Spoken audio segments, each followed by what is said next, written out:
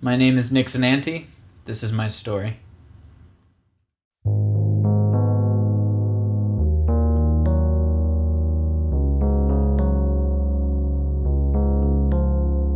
I mean, it's always tough to do something on your own because there's no guarantee that it's ever going to work out.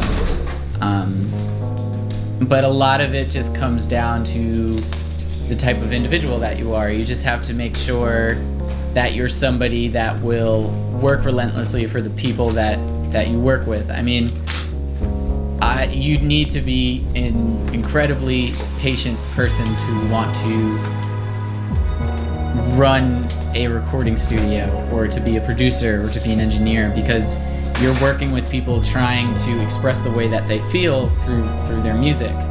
So that doesn't always come out right the first time. You know, there's times where you need to sit there and you need to listen to things over and over and over again, and you have to manipulate every single phrase, every single syllable, every single guitar line. You know, literally everything matters in the way that the song is ultimately produced in the end, and the way that it sounds when the listener gets to experience it. Well, I started playing music at a very young age. I got my first guitar probably when I was about 8 or so years old. Just started learning just anything that I could. I took lessons with the same guy that my dad was kind of taking lessons with, and that kind of got me started in the whole musical, career, you could say. So ever since I was young, I was always kind of working on writing my own songs and recording my own songs.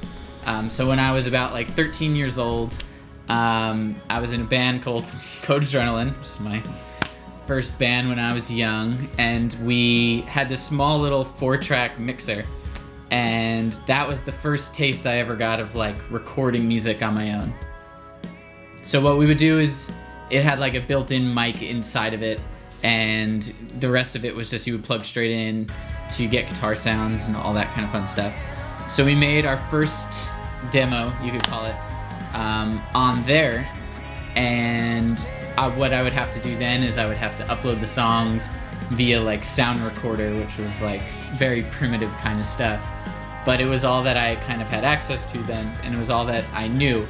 So, and that was like I said, I was probably at the age of 13 when I kind of figured that out, and I just knew from doing that and gaining the experience of creating something out of nothing was something that I just found very special, and I just got such excitement out of being able to listen back to something that me and a few other friends created together.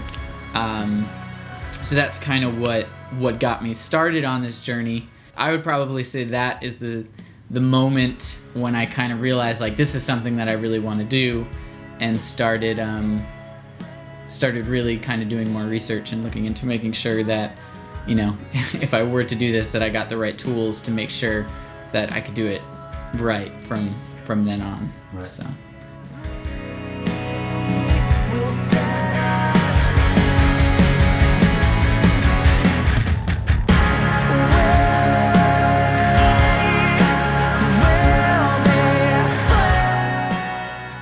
Now, what was the point where you kind of took it from your bedroom, because you had a studio there, Mm-hmm. and then turning it into this whole massive space?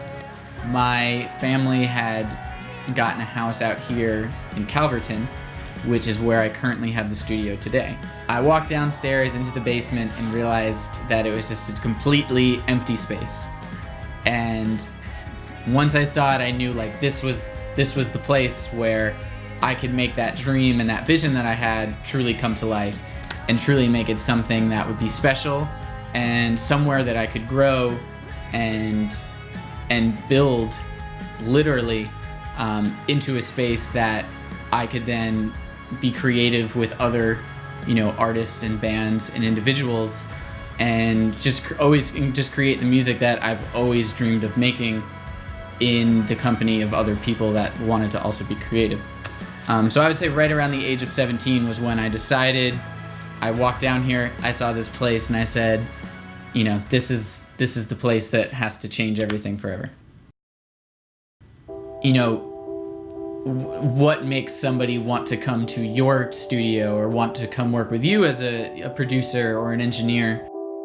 I just would like to believe that it's people see that I'm somebody that really puts everything that I can into their project to make sure that they're leaving with something that they're always 100% satisfied with.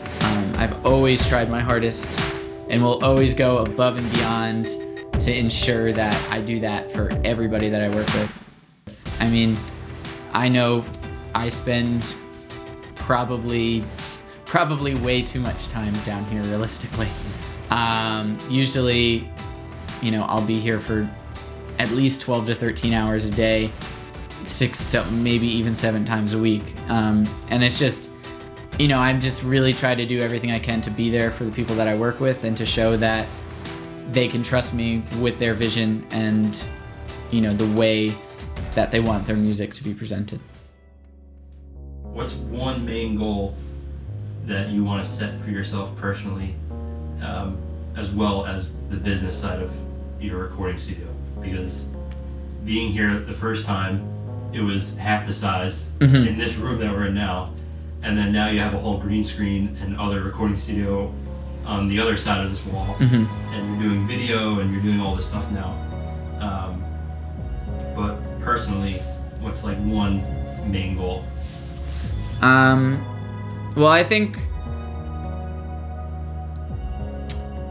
it's always kind of been in my nature to be a little bit more of an entrepreneurial kind of person, even starting at a young age, like I was talking about when, the first demo that I recorded with my first band, I would make all of our own CDs. Like, I would print out things online, I would buy jewel cases, I would put them together.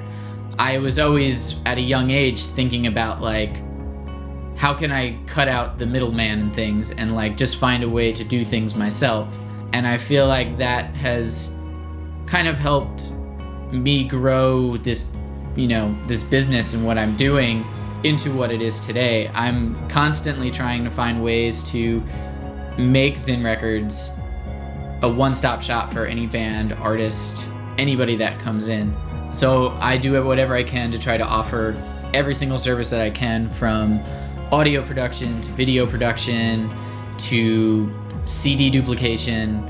I've been trying to get into even digital distribution of music. So my goal is to just always kind of keep pushing and just kind of be able to offer any service that an artist would need. Almost being like a record label, but without the term. I just feel like there's a very negative connotation to a lot of people with the word label these days. Just about them wanting to manipulate and change the artist, and that's definitely never my intent. I always want to make sure that whatever the artist creates is a true mark of who they are, and then I'm just there to help bring that out of them. So from here on, my goal is to just kind of keep growing, keep building, keep working with new awesome artists and bands, and just keep creating awesome music for the world to listen to and enjoy. And I hope that in the future, the things that I work on are able to make a difference in people's lives and inspire them to want to create and grow. Because that's ultimately why musicians get into music in the first place, is they listen to something or they see a musician or a band that inspires them, and they go, I want to do that thing. I want to create music like that, or I want to, do something like that, or play music with my best friends. So I feel like if I can do something like that, where I can leave a legacy behind of somebody seeing things that I've worked on, or listening to things that I've worked on and saying, I want to do something like that, to me, that would make everything that I've done up until this point be 100%, validated, pretty much.